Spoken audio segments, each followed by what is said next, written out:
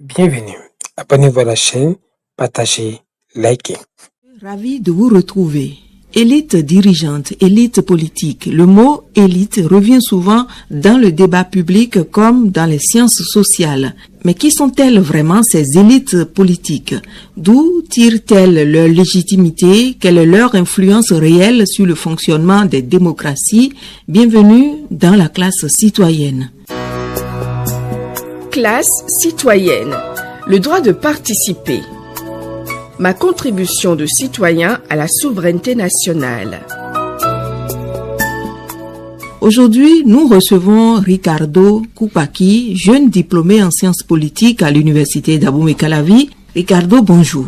Bonjour, madame la journaliste. Alors, Ricardo, commençons par la définition conceptuelle déjà. L'élite politique, qu'est-ce qu'on y comprend? Qu'est-ce qu'on y entend?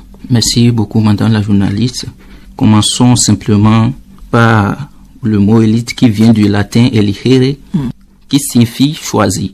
Une élite, c'est un groupe restreint de personnes sélectionnées en raison de leurs compétences, de leur statut ou de leurs influences. Et donc, ce sont des personnes qui, évidemment, en raison de leurs valeurs reconnues, occupent une position éminente au sein d'un groupe social ou professionnel, voire d'une nation. Tout à fait. En sciences politiques, elle se réfère aux groupes sociaux qui ont du pouvoir et de l'influence sur les décisions politiques. L'élite politique désigne les personnes qui participent directement aux décisions importantes, celles qui orientent la vie d'un pays.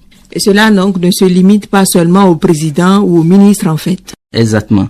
Les élites politiques comprennent aussi les députés, les hauts fonctionnaires, les chefs de parti, les conseillers stratégiques, parfois même les personnalités issues de la société civile qui, sans occuper un poste officiel, influencent fortement les orientations publiques. On peut y dénombrer certains intellectuels. Classe citoyenne, mes droits, mes devoirs, ce qu'en disent les penseurs. Alors, une notion récente ou bien cela remonte à plus loin, Ricardo Koupaki? C'est à partir du 19e siècle que le concept devient central dans les sciences sociales. Des penseurs comme Gaetano Mosca, Vilfredo Pareto ou Robert Michel ont montré que, quelle que soit la société, une minorité gouverne toujours. C'est ce qu'on appelle la théorie des élites. Et ce qui voudrait dire, Ricardo, que même en démocratie, le peuple ne décide pas directement de tout. Oui, tout à fait. Le peuple choisit ses représentants, mais ce sont ces représentants membres de l'élite qui tranchent sur les grandes décisions. Mais dans le monde actuel, qui fait partie des élites politiques? En vérité, dans les sociétés démocratiques, le mérite attesté notamment par la réussite scolaire et ou professionnelle constitue le principe en vertu duquel s'opère la définition sociale des élites. Dans une démocratie moderne, on retrouve évidemment les présidents, les ministres, les députés, mais aussi les dirigeants de partis, les maires, les hauts fonctionnaires. Et donc, dans d'autres contextes, comme en Afrique, peut-on inclure des chefs traditionnels ou religieux parmi les élites politiques? Bien sûr, car ils pèsent sur la politique. Aux États-Unis, on pense aux sénateurs, aux juges, aux conseillers de la Maison-Blanche ou encore aux hommes d'affaires. En France, les acteurs de la vie politique issus de grandes écoles comme les ENAC dominent la haute administration et les ministères.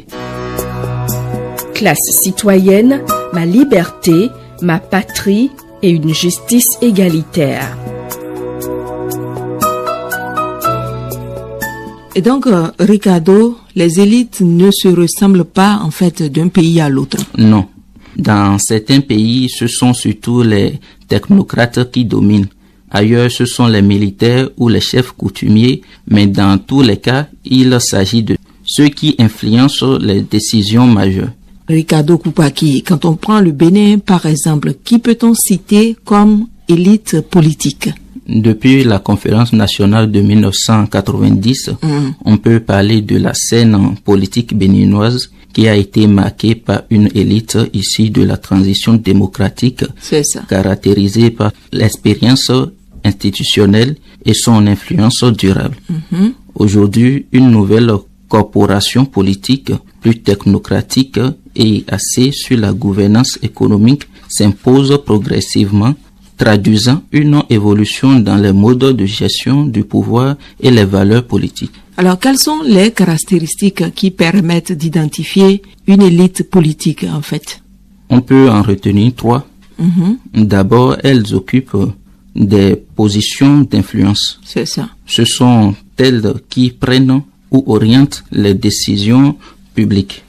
Ensuite, elles possèdent un réseau solide, ce qu'on appelle le capital social et symbolique, un nom connu, un prestige, des alliés puissants. C'est ça. Enfin, elles ont la capacité de manœuvrer stratégiquement. Elles savent utiliser les institutions et les règles du jeu pour garder leur place ou renforcer leur pouvoir. C'est ça. Alors, est-ce que cela veut dire qu'on retrouve souvent les mêmes élites politiques dans l'arène politique d'un État? Pas toujours, mais il y a souvent une reproduction des élites.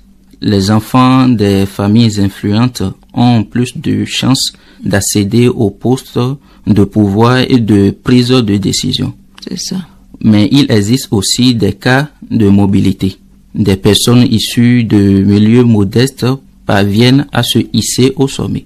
Oui, on a vu l'exemple de Nelson Mandela en Afrique du Sud qui est assez illustratif. Il est issu d'un milieu modeste, il a gravi les échelons pour devenir une figure emblématique de la lutte pour la liberté et accéder plus tard à la présidentielle au point d'être une icône africaine mondialement reconnue pour ses prises de position quant à la liberté, au respect des libertés et à l'égalité des uns et des autres. Ricardo. Voilà.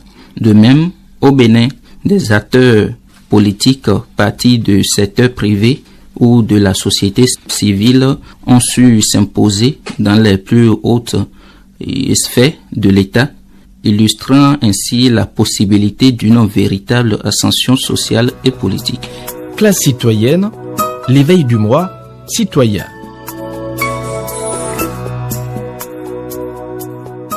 Et donc, il y a à la fois une continuité et des possibilités de renouvellement. Oui, justement. Et c'est ce qui rend la question des élites complexe et intéressante. Alors, vous avez parlé de reproduction des élites. Expliquez-nous-en davantage. Il n'y a pas de reproduction quand les mêmes familles, les mêmes milieux sociaux forment l'élite de génération en génération. En France, beaucoup d'hommes politiques sortent de l'ENA ou de sciences politiques. En Afrique, certaines familles politiques dominent depuis l'indépendance. Mais il y a aussi la mobilité ascendante des personnes issues de milieux modestes qui parviennent à entrer dans les cercles du pouvoir d'où une reproduction s'ouvre. C'est ça. Alors, les jeunes peuvent-ils espérer faire partie de cette élite? C'est possible, mais cela demande des efforts énormes, une éducation solide et parfois un peu de chance. Le rôle des universités, des associations et même des réseaux sociaux devient central aujourd'hui pour offrir plus d'opportunités aux jeunes. Alors, dans un système démocratique, Ricardo Koupaki, comment les élites maintiennent leur position? Pour répondre à cette question, on dira tout simplement qu'elles utilisent plusieurs mécanismes. D'abord, les élections. C'est ça. Elles disposent de ressources financières, de réseaux et d'équipes de campagne. Et ensuite, les partis politiques. Ce sont eux qui sélectionnent les candidats et filtrent l'accès aux postes. Enfin, la communication et les médias. Une élite politique sait construire son image et convaincre l'opinion publique. Classe citoyenne, liberté individuelle et publique. Et donc, même la démocratie, elle reste dominée par une minorité. Oui, c'est inévitable. Mais la différence, c'est que cette minorité est choisie par le peuple et peut être remplacée. C'est ce qui rend la démocratie plus ouverte que les autres régimes. Et dans les régimes autoritaires, est-ce que c'est la même logique, Ricardo? Pas du tout, madame la journaliste. Dans ces régimes, les élites ne sont pas élues, mais choisies par le chef de l'État. On parle de la cooptation. Le président ou le dictateur entoure son pouvoir d'un cercle de fidèles. qu'ils placent à des postes clés. Dans certains régimes autoritaires d'Afrique de l'Ouest, Oui. les élites politiques sont souvent issues d'un cercle restreint de hauts fonctionnaires, de militaires et de cadres du parti au pouvoir, choisis pour leur loyauté plutôt que pour leur représentativité. Ce mode de sélection limite le renouvellement et renforce la concentration du pouvoir autour d'un noyau dirigeant fidèle au régime. Et donc là, il n'y a vraiment pas de renouvellement en fait. Non, sauf en cas de crise majeure ou de coup d'État. Ce type de système verrouille l'accès aux élites, ce qui conduit souvent à des contestations populaires. Alors on entend souvent des critiques contre les élites. Pourquoi à votre avis, Ricardo? Effectivement, il y a quelques critiques et nous allons dire premièrement, elles ne représentent pas toujours la diversité de la population. Elles viennent souvent des mêmes classes sociales, sont des hommes et peu de jeunes y accèdent. Deuxièmement, elles paraissent déconnectées des préoccupations réelles des citoyens. Enfin, elles ont tendance à accaparer le pouvoir et à empêcher l'alternance.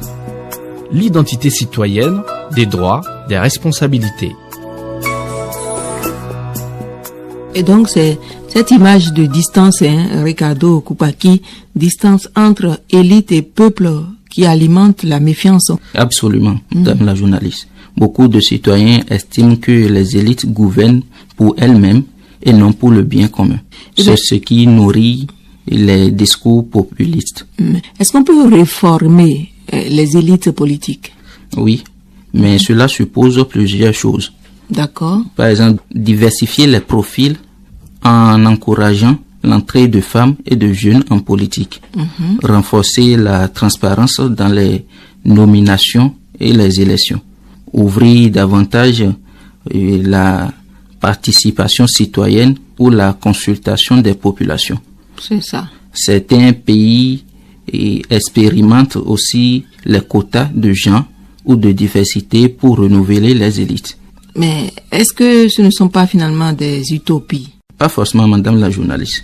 Au Rwanda, la présence massive des femmes au Parlement montre que le changement est possible.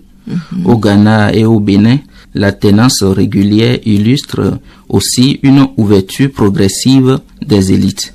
Tout dépend de la volonté politique et de la pression citoyenne.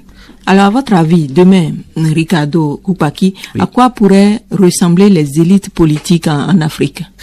Avec l'essor du numérique, on voit émerger de nouvelles figures, des jeunes leaders, des entrepreneurs sociaux, des membres de la diaspora. Okay. Ils n'entrent pas toujours par les voies classiques des partis, mais leur influence est réelle.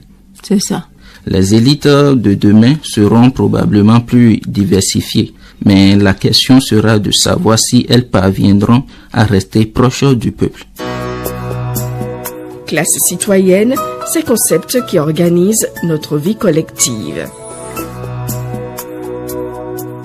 Est-ce que cela veut dire que les réseaux sociaux peuvent devenir un tremplin pour intégrer l'élite, la classe des élites? Tout à fait, madame la journaliste. Aujourd'hui, un jeune qui réussit à attirer l'attention des décideurs et peser sur le débat public, c'est une nouvelle donne. Une nouvelle donne, effectivement, et en résumé, on peut dire que les élites politiques, qu'elles soient en démocratie ou en régime autoritaire, sont incontournables en fait dans la conduite des affaires publiques. Elles concentrent les décisions, mais elles doivent rester ouvertes et responsables pour conserver leur légitimité, Ricardo. Tout à fait, madame la journaliste. Et comprendre qui elles sont, comment elles fonctionnent et analyser la vie politique au Bénin, en Afrique et ailleurs. Ricardo Koupaki, merci. Vous êtes jeune diplômé de sciences politiques à l'université d'Abomey-Calavi et vous travaillez aussi avec le CESPO, le Centre d'études sociologiques. À très bientôt pour une nouvelle thématique sur